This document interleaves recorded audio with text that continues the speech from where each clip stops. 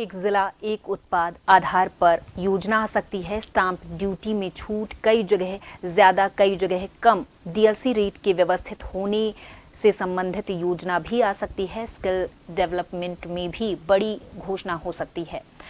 यहाँ एम्प्लॉयमेंट, उद्योगों को सस्ती भूमि और सस्ती बिजली की कई उम्मीदें इस बजट से जताई गई हैं। ये सुझाव दिए हैं राजस्थान कॉमर्स एंड इंडस्ट्री से जुड़े RCCI 40 employer association, hardware association, women entrepreneur समेत जुड़े विभिन्न औद्योगिक संगठनों के पदाधिकारियों ने। औद्योगिक संगठनों के पदाधिकारियों से बातचीत की है वरिष्ठ संवाददाता सुदर्शन सिंह शेखावत ने।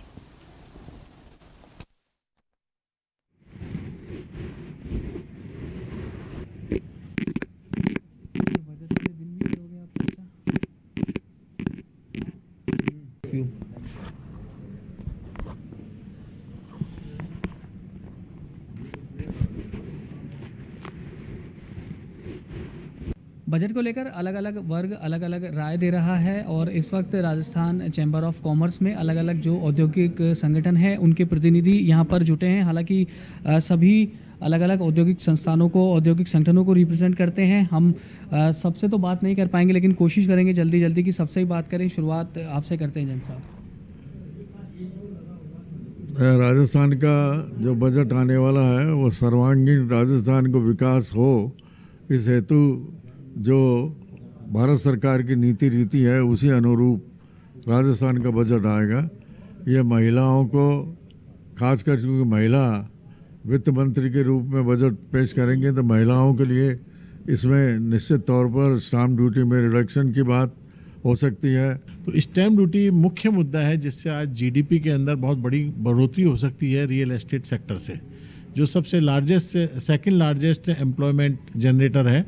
तो ऐसी स्थिति में स्टैम्प ड्यूटी की रेट जो पहले GST नहीं आता था स्टेट गवर्नमेंट के पास रियल एस्टेट के जरिए, वो 8.8% से घटा के कम से कम 5% से ज़्यादा नहीं होना चाहिए। समय की उपलब्धता आपके पास भी कम है, हमारे पास भी। आप पेट्रोकेमिकल से रिलेटेड कुछ अहम सुझाव दे दें। देखिए, पेट्रोकेमिकल में, क्योंकि पेट्रोकेमिकल इस समय इतना ज़्यादा स्कोप है राजस्थान में, बाड़मेर रिफाइनरी आने वाली है, तो मेरा यही सुझाव है कि राजस्थान सरकार को ये देखना चाहिए कि किस तरह से केमिकल जोन और पेट्रोकेमिकल जोन बनाए, उनको सारी फैसिलिटीज़ दें।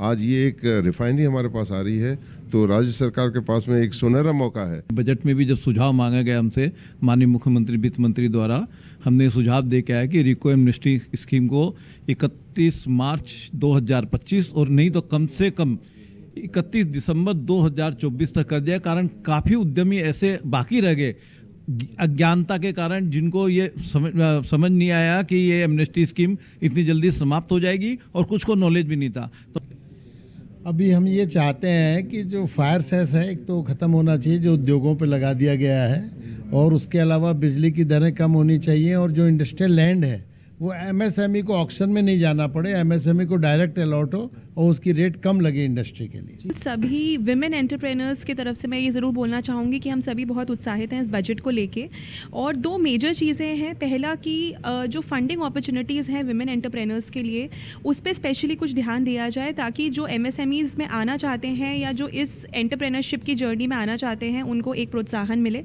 और दूसरा, एक सपोर्टिव इकोसिस्टम हो जिसमें इंफ्रास्ट्रक्चर या फिर स्किल डेवलपमेंट वर्कशॉप्स जो हैं उसके लिए स्पेशली कुछ एक फ़ंड एलोकेशन हो इन द बजट, ताकि सारी ही जो मीडियम स्केल विमेन एंटरप्रेन्योर्स हैं उनको एक बढ़ावा मिले और वो एक कॉम्पिटिटिव एनवायरनमेंट में कम्पीट कर पाएँ।